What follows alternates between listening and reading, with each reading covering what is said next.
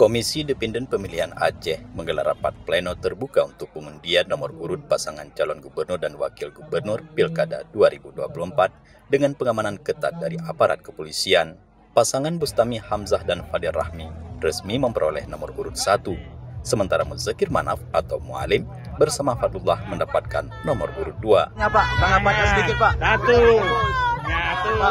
Tanggapannya apa sedikit? Alhamdulillah, kita kan nomor 1. Itu takdir Allah ya.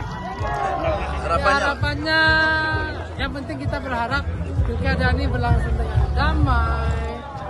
Politik kesantunan yang harus kita kedepankan, politik cerdas, politik adu gagasan, dan insya Allah nanti akan bisa memperkuat kebaikan-kebaikan. Jadi kan dapat nomor urut 1 ya saya. Gimana tanggapannya saya? Apakah ini nomor sudah 1 itu juara?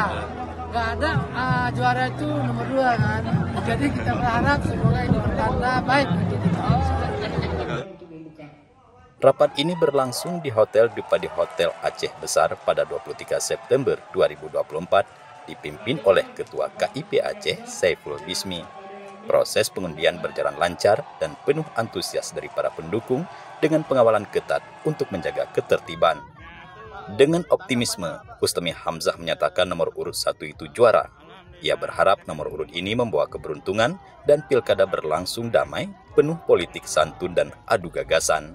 Pengundian ini menandai awal persaingan antara dua pasangan kuat menuju Pilkada 2024 yang diharapkan berjalan aman, tertib dan penuh gagasan konstruktif bagi kemajuan Aceh. Dari Aceh Besar, Tim Liputan Kanal Inspirasi TV melaporkan.